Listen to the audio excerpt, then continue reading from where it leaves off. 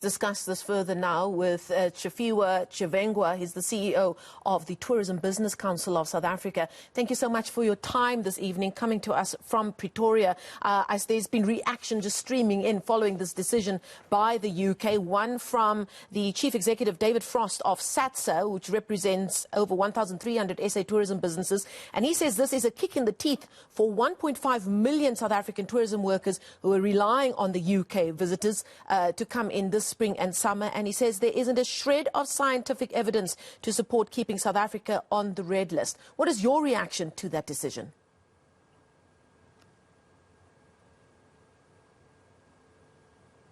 Oh, unfortunately, we've lost your audio there.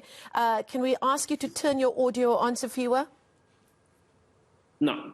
Thank you very much for having me. And let's start again. Indeed. Give us your reaction to that decision. You know, for us, it's disappointing, and I do agree with David. He's one of, our affiliate association at the Tourism Business Council of South Africa, and we have been working on this issue of removing South Africa from the red list, and the decision and the announcement that has been made today is very much disappointing, because there has been a lot of work that we've done, including the scientific data that we've presented in terms of the beta variant and the effectiveness of vaccines. Of course, one can only conclude that this is, more than just, COVID-19, situation, but more political. So I do agree that, whatever has been said today, doesn't go with science. It doesn't go with what we have been presenting. And the action that we've put on the ground, in terms of making sure that, the UK government understand that the beta variant is no longer the dominant variant here in South Africa, but the Delta variant is. The same one that the UK has. And the fact that, the vaccines that they have in the UK or that they have administered is effective against the Delta variant. So I do believe that, the decision that has been made and the fact that we remain as a red list country is wrong. It's not based on science. It's not based on anything. And it does have an impact on the diplomatic relationship that we have with the UK, which I do believe that we need to look at it and we need to review it, because we can't have a situation whereby, a country that we have ties with, continues to put us, on the red list after all these discussions that we've had with them, after all this evidence that we've put in front of them, and continue to keep us as, on the red list. It's really, unbecoming, and it doesn't support the relationship that we've had for many, many years. And, we need to relook at this, and we need to make sure that, there is a review of this type of relationship.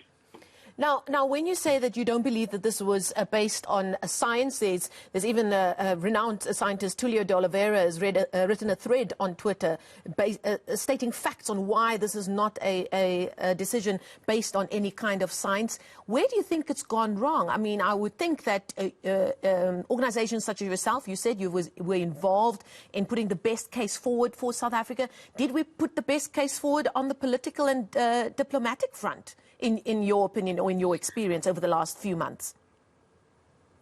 Well, look, it doesn't need to be a political or economic front. The UK has said that, they're basing this on scientific and COVID-19 related data. And we have put out that, the beta variant is no longer the dominant variant. And it needs to be accepted as such if this is a scientific information that they're making this decision on.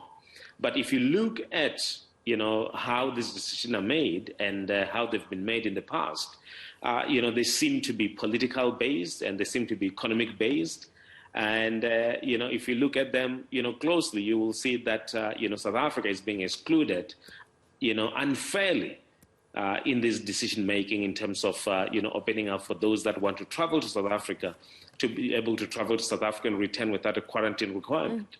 And we have been saying this for quite some time, that, and I agree with David Frost, there's no shred of evidence that this is scientific based, because the science here in South Africa is different in terms of what we have gathered, the information that we've gathered and presented. And therefore, if the decision is made differently to what the science put together, it means that it's either political or economic.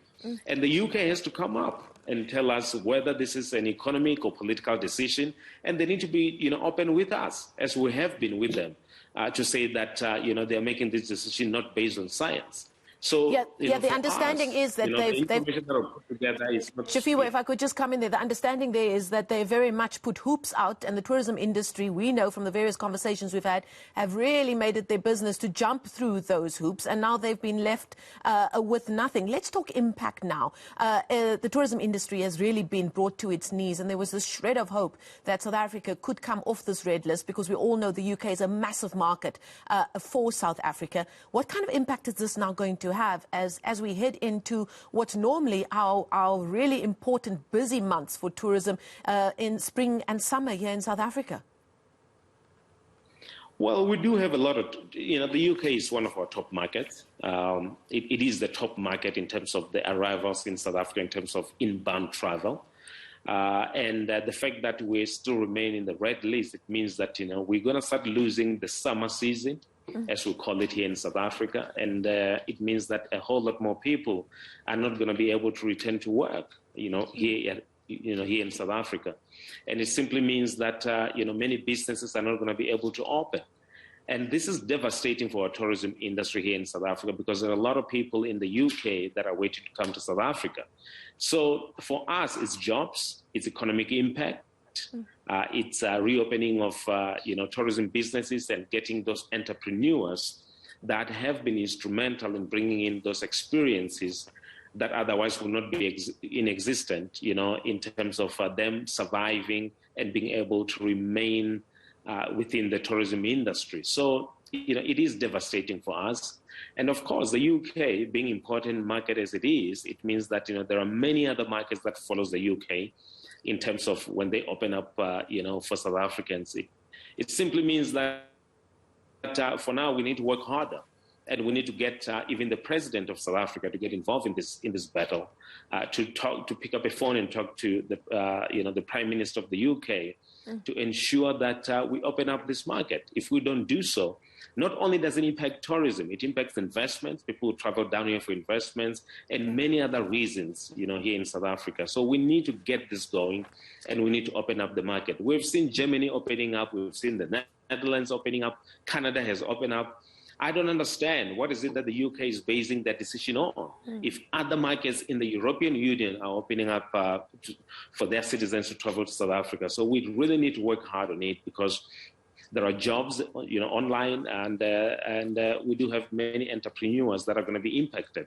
And we can't afford to have this happening in a situation here at home whereby we have many people that don't have jobs and unemployment is going up. I really take my hat off to you, Tshifhiwa, that you said, we have to work harder, because I would think that many of your members, this would have been like a real punch to the gut to think, let's just get through to spring and summer. Surely things will open up by then. How do you keep your members motivated when we keep getting bad news like this on top of our continued struggle against this coronavirus pandemic? Well, it's tough, but we need to keep going. Tourism is a resilient sector.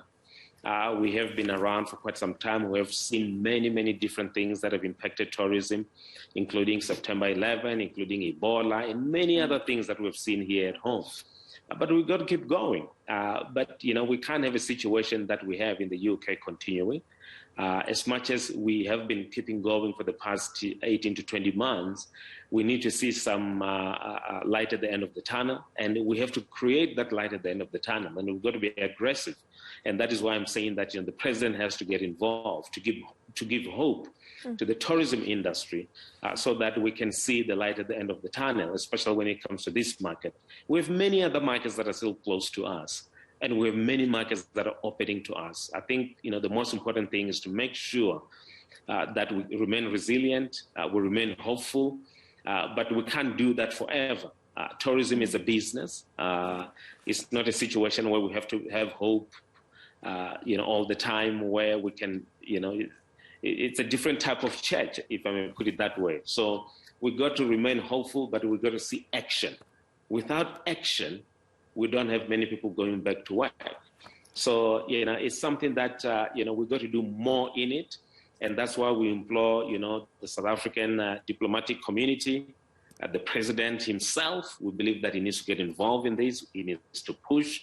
We need to open up. We need to make sure that, the discussion that we need to have, ahead. But from our side, we're going to remain resilient. We're going to do what we need to do.